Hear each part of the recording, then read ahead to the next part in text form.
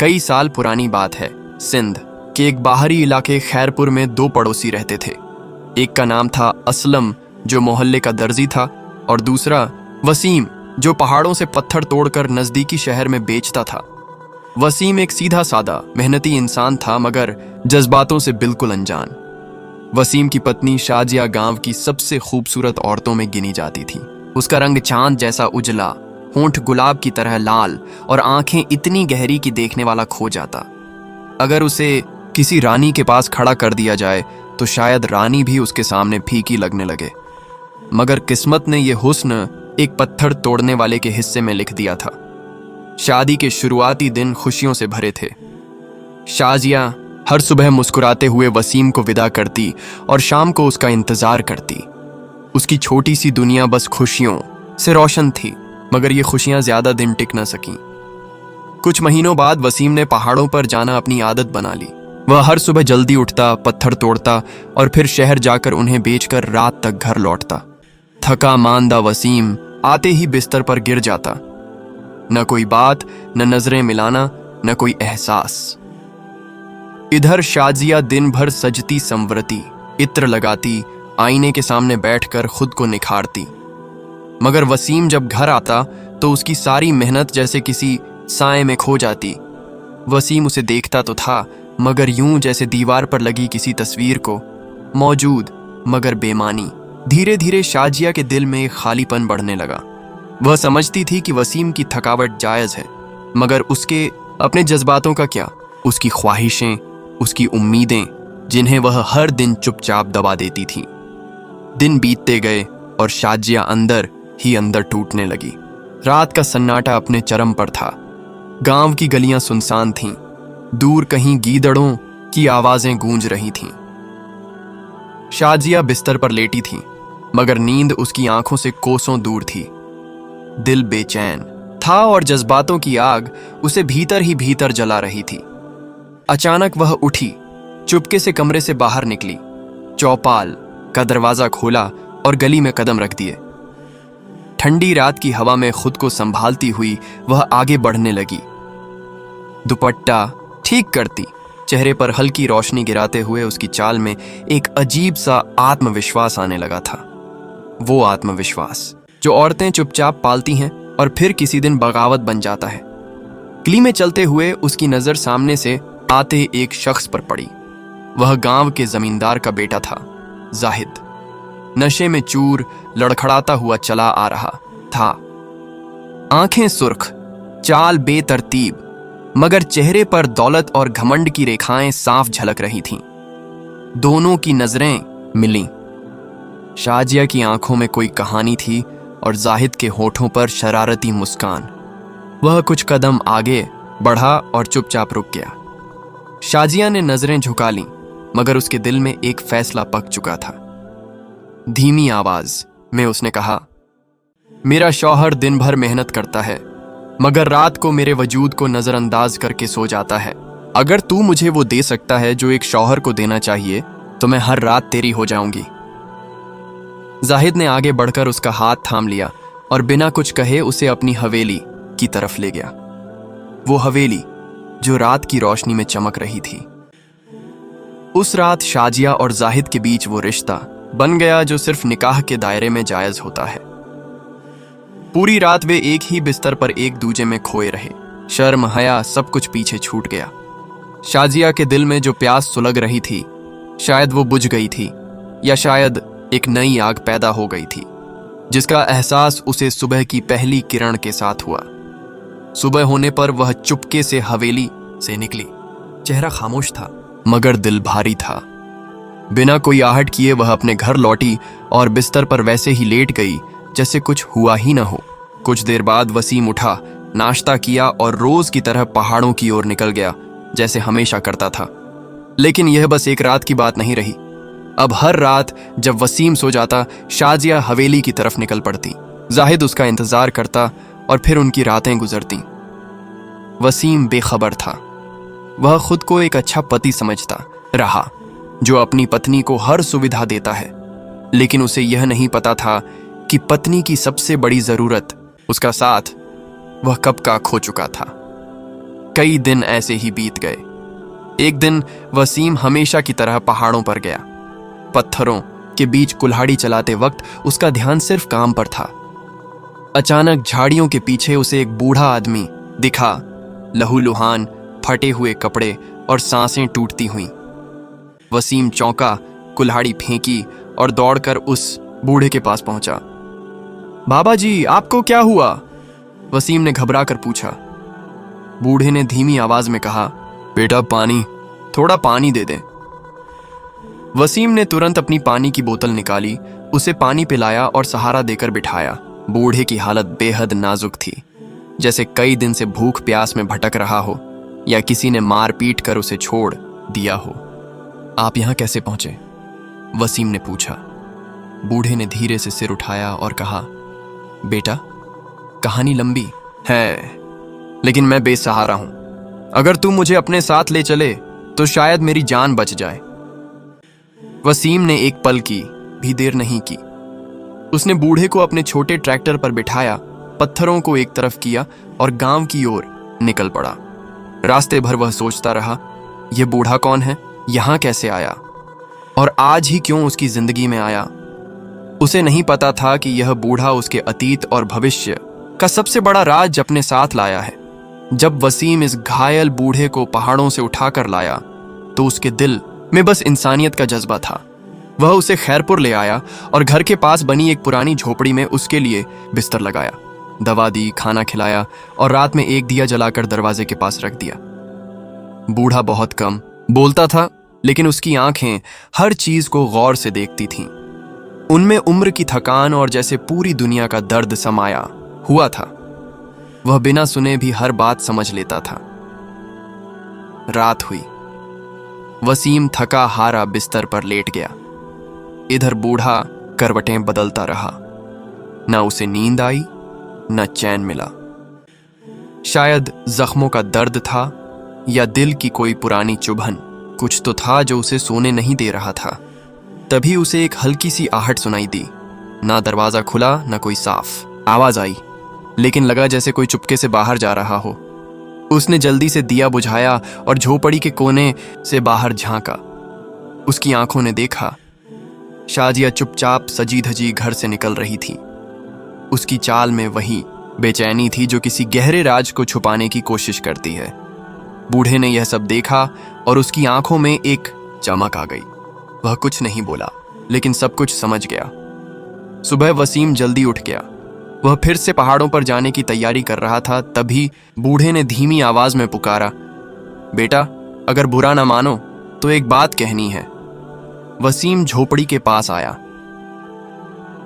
बूढ़े ने गहरी नजरों से उसे देखा और कहा, आज रात सोना मत, बस सोने का नाटक करना, क्योंकि जब तुम सोचते हो कि तुम्हारी बीवी तुम्हारे पास है, असल में वो नहीं होती। वसीम जैसे सुन्न हो गया। उसका शरीर ठंडा पड़ गया, जुबान लड़खड़ा गई, जैसे किसी ने उसके सीने में खंजर घोंप दिया हो। क्या मतलब? उसने मुश्किल से पूछा। बूढ़े ने उसकी आंखों में झांकते हुए कहा, जो तुम सोच रहे हो वही सच है। कुछ मत कहना, बस देखना और ऐसा सोने का नाटक करना कि खुद को भी समझ ना आए कि जाग रहे हो या सच में सो गए हो। वसीम ने कुछ नहीं कहा, चुपचाप घर से निकल गया। उसका दिल जैसे टूट चुका था। उस दिन पहाड़ों पर पत्थर तोड़ने के बजाय वह एक बड़ी चट्टान की छांव में बैठा रहा। कुल्हाड़ी हाथ में थी, मगर दिमाग में बस एक सवाल घूम रहा था, क्या शाजिया, क्या वह सच में? वह खुद को कोसने लगा।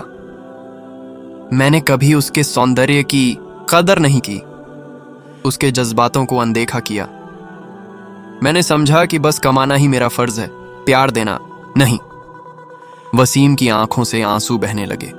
पहली बार उसने माना कि वह एक अच्छा कमाने वाला पति तो था, मगर प्यार करने वाला नहीं। शाम ढल गई, अंधेरा छा गया। चांद की हल्की रोशनी आसमान पर थी, मगर ठंडी हवा सब कुछ समेटे हुए थी। वसीम धीरे से घर लौटा। चेहरा बिल्कुल सपाट, लेकिन अंदर एक तूफान उमड़ रहा था। उसने शाजिया से नजरें नहीं मिलाई, ना खाना खाया, बस सीधे बिस्तर पर जाकर लेट गया। शाजिया, जो हमेशा की तरह सज-धज कर बैठी थीं, उसे चुप देखकर फिर उदास हो गई। उसने सोचा, शायद आज भी वही बात है। पति थका हुआ है, नींद में डूबा हुआ है।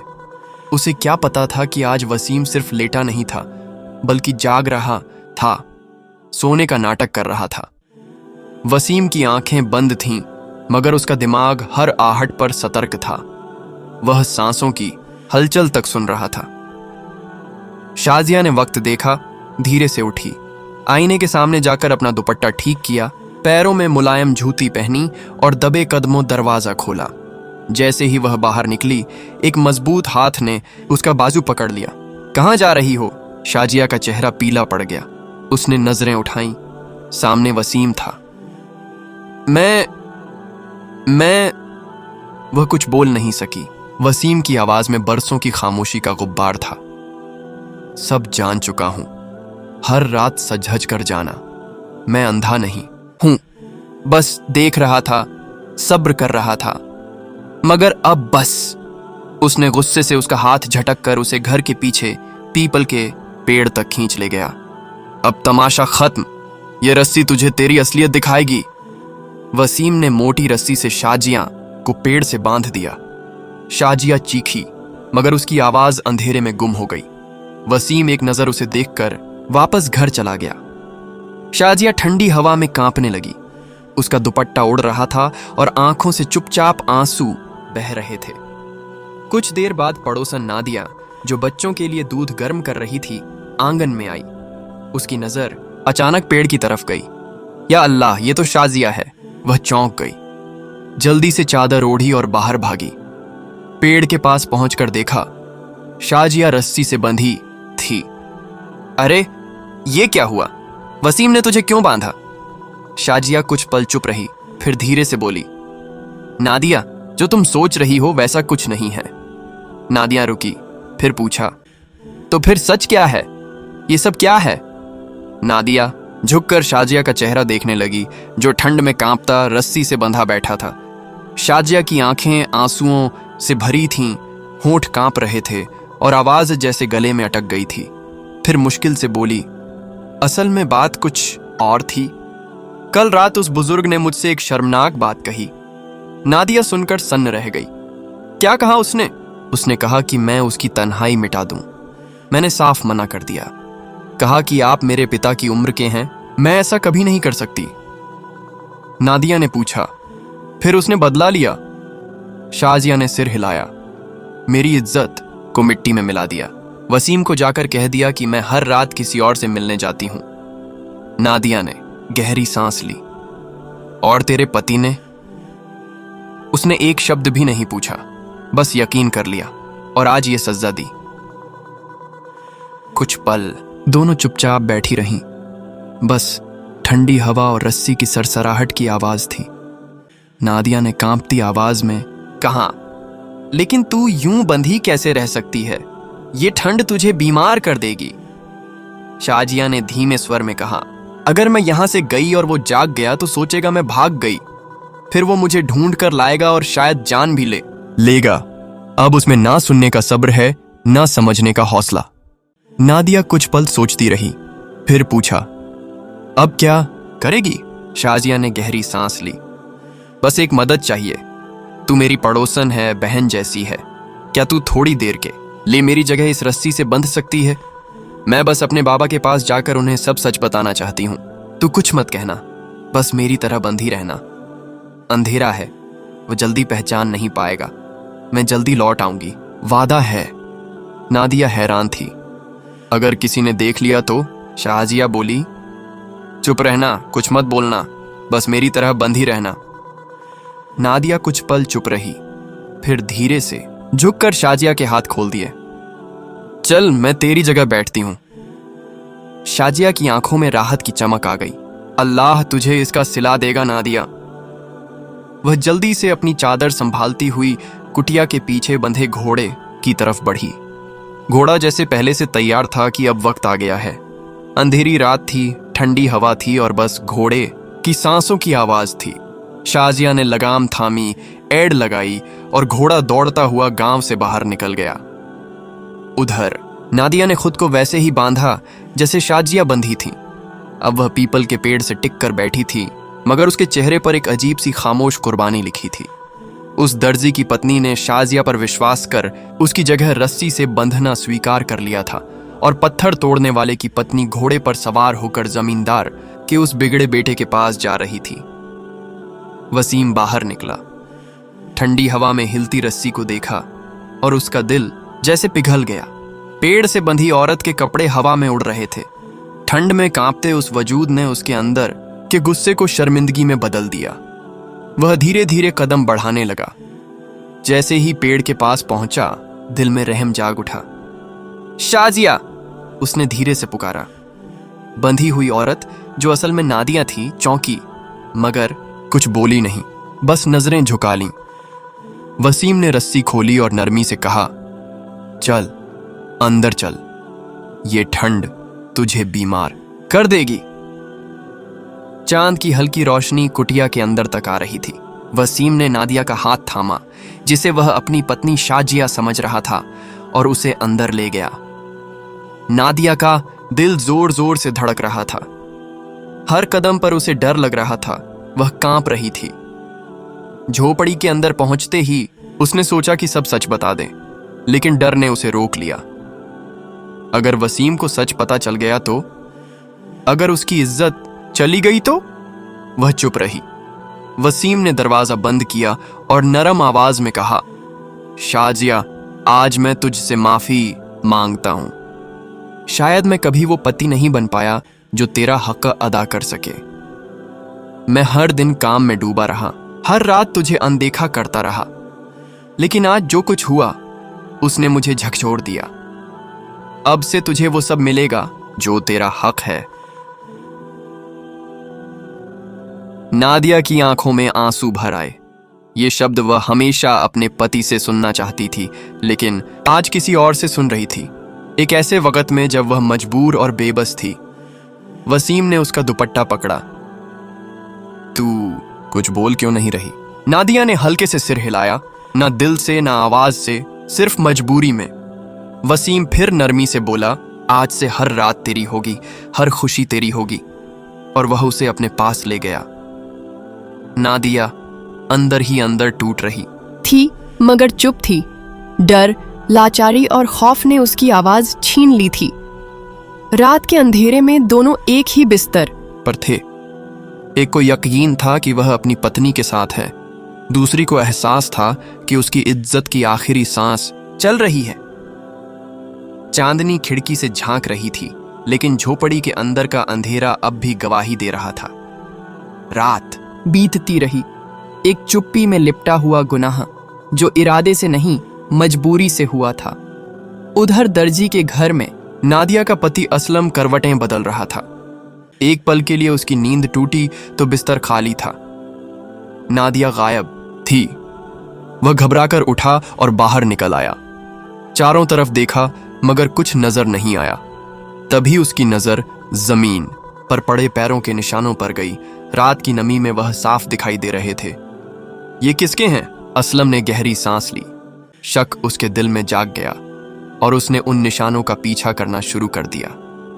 कदम दर कदम वह उसी दिशा में बढ़ता गया जहां निशान उसे ले जा रहे थे, वसीम के घर की ओर। जब असलम वसीम के घर पहुंचा तो दरवाजे से हल्की रोशनी छन रही थी। उसने तेजी से दरवाजा खटखटाया।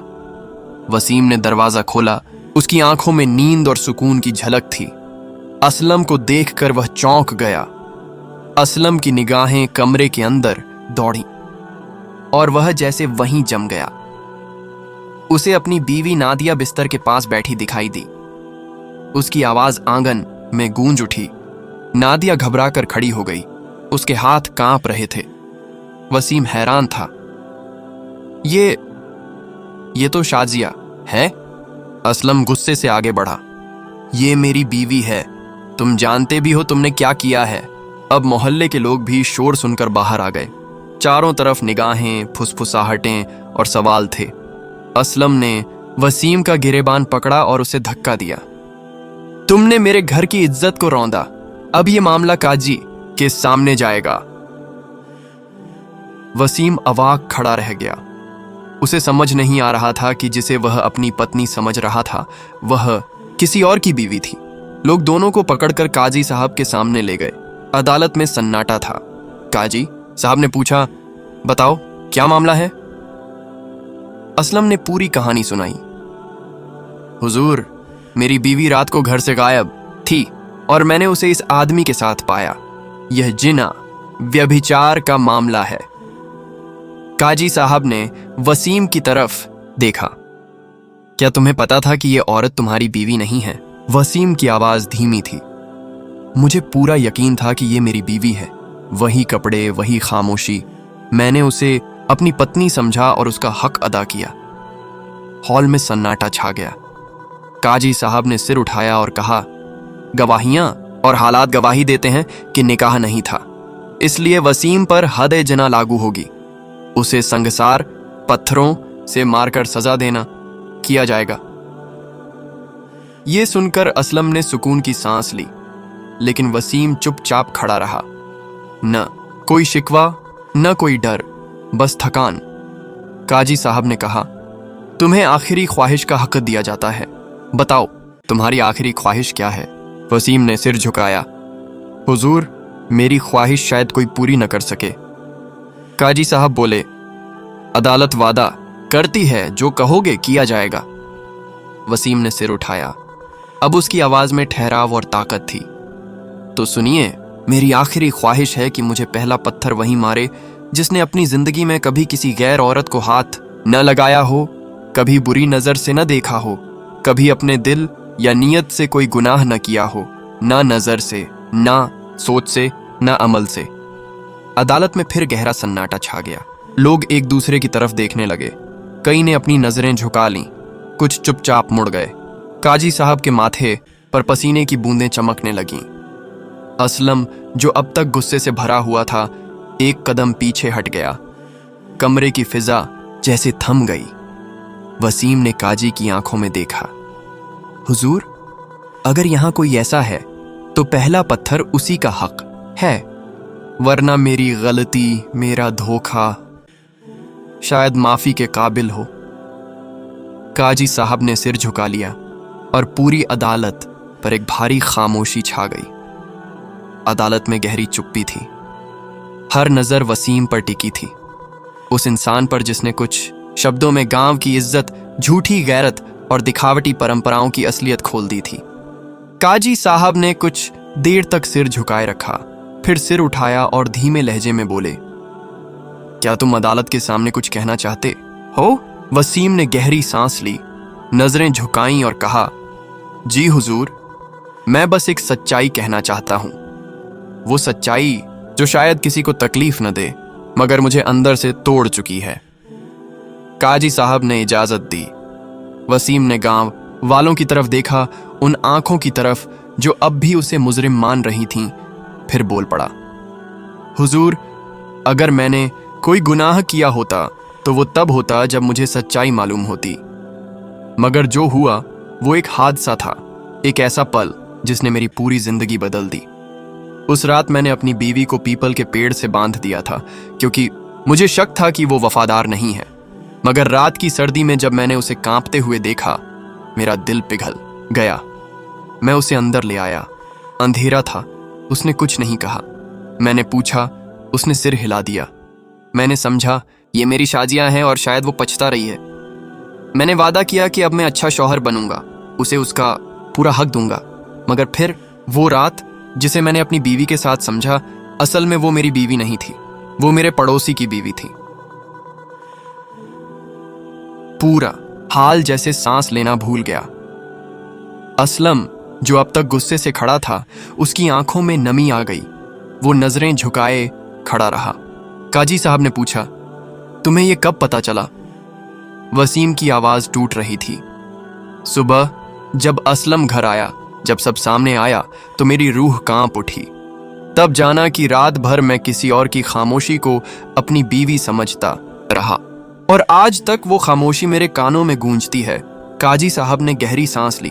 तो तुम्हारा कहना है कि यह सब एक गलतफहमी का नतीजा था? जी हुजूर, मैंने ना तो जानबूझकर कोई गुनाह किया और ना ही बुरे इरादे से। अंधेरा था, लेकिन मेरे दिल में पछतावे की रोशनी थी। मगर अब सब कुछ साफ हो चुका है, बहुत देर से। काजी साहब कुछ पल सिर झुकाकर चुप रहे, फिर पूछा, और तुम्हारी बीवी?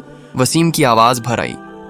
उसने सच में मेरी वफादारी को तोड़ दिया, मेरी इज्जत को चकनाचूर कर दिया, और जब मैंने उसे माफ नहीं किया तो किस्मत ने मुझसे वो कीमत वसूल ली जो मैंने कभी मांगी भी नहीं थी। काजी साहब ने कुछ पल खामोशी में बिताए, फिर हाथ उठाकर कहा, चूंकि ये पूरा वाकया अनजाने में गलतफहमी और एक मासूम यकीन की वजह से हुआ और तुमने बिना किसी लागलपेट के अदालत में सब कुछ बयान कर दिया, इसलिए अदालत तुम्हें इस इल्जाम से बरी करती है। गांव के लोग कभी एक दूसरे को हैरानी से तो कभी शर्मिंदगी से देखने लगे। काजी साहब ने आगे कहा, मगर वो आदमी, जमींदार का बेटा, जिसने उस औरत को महीनों अपनी हवस का शिकार बनाया, जो रातों को उसके जिस्म के साथ खेलता रहा, उसे माफ नहीं किया जाएगा। उस पर हदे जिना लागू की जाएगी ताकि आने वाली नस्लें इससे सबक लें। काजी ने फैसला सुनाया, उसे गांव के चौराहे पर संगसार किया जाएगा। कुछ ही देर में गांव के चौराहे पर वो जमींदार का बिगड़ा हुआ बेटा, जिसकी जवानी सिर्फ वासना से भरी थी, पत्थरों के नीचे हमेशा के लिए खामोश हो गया। इंसाफ का पहिया धीरे चला, मगर सच्चाई ने उसे रुकने नहीं दिया। उस रात के बाद वसीम ने शाजिया को तलाक दे दिया। सालों तक गांव में वसीम को एक मिसाल के तौर पर याद किया जाता रहा। लोग कहते थे, अंधेरा सिर्फ रात का नहीं होता, अगर दिल में रोशनी ना हो तो दिन में भी रास्ता खो जाता है। दोस्तों, इस पूरे वाकये से हमें एक गहरा सबक मिलता है। कभी किसी की खामोशी को उसकी कमजोरी मत समझो, कभी किसी के बाहरी चेहरे को देखकर फैसला मत करो। गलतफहमी, बदगुमानी और इंतकाम, ये 3 जहर हैं जो हर रिश्ते को चुपचाप मार डालते हैं। अल्लाह हमें समझदारी, सब्र और सच्चाई की रोशनी अता करे। आमीन या रब्बुल आलमीन।